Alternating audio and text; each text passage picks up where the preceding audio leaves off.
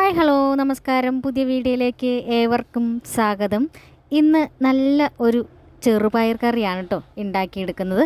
അത് എളുപ്പത്തിൽ നമുക്ക് ചെറുപയർ കറി ഉണ്ടാക്കിയെടുക്കാം. പിന്നെ ഈ ചെറുപയർ കറി കാണുമ്പോൾ എൻ്റെ മനസ്സിൽ ഓടി വരുന്നത് എൻ്റെ കുട്ടിക്കാലം തന്നെയാണ്. കാരണം ഗവൺമെൻറ് സ്കൂളിൽ പഠിച്ച ഏതൊരാൾക്കും മനസ്സിലാകും ഈ ചെറുപയർ എത്രമാത്രം പ്രിയപ്പെട്ടതാണെന്ന്. ഓരോ ദിവസവും ഈ ചെറുപയർ കറിക്ക് ഓരോ രുചിയായിട്ടാണ് തോന്നുക. നല്ല രീതിയിൽ പാചകം ചെയ്ത് ഞങ്ങൾക്ക് മുമ്പിൽ വിളമ്പി തരുന്ന ആ ചേച്ചി ഇപ്പോഴും ഓർമ്മയുണ്ട്. എന്നാലും വീട്ടിൽ നിന്ന് ചോറ് കൊണ്ടുവന്നാലും ആ കറികൾക്കൊന്നും അന്നത്തെ ആ ചെറുപയർ കറിയുടെ രുചിയുണ്ടെന്നേ തോന്നുകയില്ല. അത്രമാത്രം പ്രിയപ്പെട്ടതായിരുന്നു അന്നത്തെ ആ ചെറുപയർ. എന്ന് ചെറുപയർ കറി വെച്ചാലും എന്നിലെ കുട്ടിയെയും ആ പഴയ സ്കൂൾ കാലവും എപ്പോഴും ഓർമ്മ വരും. സ്കൂൾ വരാന്തയിൽ ഞങ്ങളെല്ലാവരും ഉച്ചയ്ക്ക് ആ ബെല്ലടിക്കുന്ന സമയത്ത് ഓടിച്ചെന്നിരിക്കും. അപ്പോൾ നല്ല ചൂട് ചോറും ആ ചെറുപയറും അങ്ങോട്ട് കിട്ടുന്നതാണ്. അന്ന് സ്കൂളിലെ ഏറ്റവും മൂത്ത ചേട്ടന്മാരായ 7ാം ക്ലാസ്സിലെ ചേട്ടന്മാരാണ് ഈ ചോറും ചെറുപയറും ഒക്കെ വിളമ്പി തരുന്നത്. അന്ന് ചെറുപയർ പാത്രവുമായി വരുന്ന ചേട്ടന് നല്ലൊരു ഡിമാൻഡാണ് കേട്ടോ. കാരണം വീണ്ടും ചോദിക്കുന്ന ഒന്നാണ് ഈ ചെറുപയർ.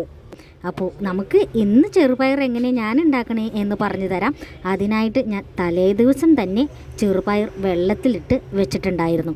അതിനുശേഷം രാവിലെ അത് നന്നായി ഒന്ന് കഴുകി വൃത്തിയാക്കി ഒരു കുക്കറിലേക്ക് ഇട്ട് കൊടുക്കാം. നമുക്ക് എളുപ്പത്തിൽ വെന്ത് കിട്ടാൻ ഞാൻ എപ്പോഴും കുക്കർ പണിയാണ് കേട്ടോ ചെയ്യാറ്. അപ്പോൾ ഒരു കുക്കറിലേക്ക് കഴുകി വാരി ഇട്ട് കൊടുത്ത് അതിലേക്ക് കുറച്ച് ഉപ്പും മഞ്ഞൾപ്പൊടിയും ചേർത്ത് വേവിച്ചെടുക്കാം.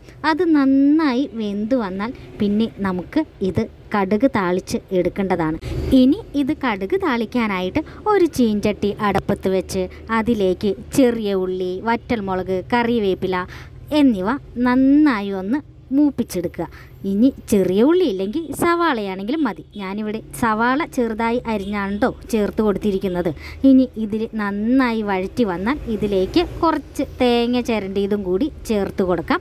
ഇനി നമുക്ക് പൊടികളൊന്നും നമ്മൾ വേവിച്ചപ്പോൾ മഞ്ഞൾപ്പൊടി അല്ലാണ്ട് വേറെ ഒന്നും ചേർത്ത് കൊടുത്തിട്ടില്ല.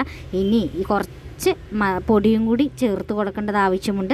അതിനായിട്ട് ഞാൻ കുറച്ച് മഞ്ഞൾപ്പൊടിയും മുളക് പൊടിയോടെയും ചേർത്ത് ഒന്നോടെയും അതിൻ്റെ പച്ചമണം മാറുന്നത് വരെ ഒന്ന് ഇളക്കി യോജിപ്പിച്ചെടുത്തതിന് ശേഷം നമ്മൾ വേവിച്ച് വെച്ചിരിക്കുന്ന ചെറുപയർ കൂടി ഇതിനകത്തേക്ക് ചേർത്ത് കൊടുത്താൽ മതി. ചെറുപയർ വേവിച്ച ആ വെള്ളവും ചെറുപയറും കൂടെ ചേർത്ത് നല്ല കുഴമ്പ് പരുവത്തിലുള്ള ഒരു ചെറുപയർ കറിയാണ് കേട്ടോ ഞാൻ ഉണ്ടാക്കിയെടുക്കുന്നത്.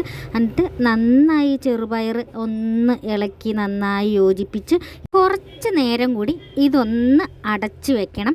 അടച്ചു വെച്ചതിന് ശേഷം ഒന്ന് തിള വന്നതിന് ശേഷം മാത്രം ഓഫ് ചെയ്യുക. അപ്പോഴത്തേക്കും ഈ ചെറുപയറിലേക്ക് നമ്മൾ ഇട്ട് കൊടുത്ത മുളക് പൊടിയും ഈ എണ്ണയുടെയും ഒക്കെ രുചി നന്നായി പിടിച്ച് കിട്ടും. ഈ ചെറുപയർ കറി പുട്ടിനാണ് ഏറ്റവും നല്ല കോമ്പിനേഷൻ. പിന്നെ അപ്പത്തിനും കഴിക്കാം. നല്ല ടേസ്റ്റാണ് കേട്ടോ. അപ്പോൾ എല്ലാവരും ഇതുപോലെ ഒന്ന് ഉണ്ടാക്കി നോക്കൂ കേട്ടോ. Tata bye.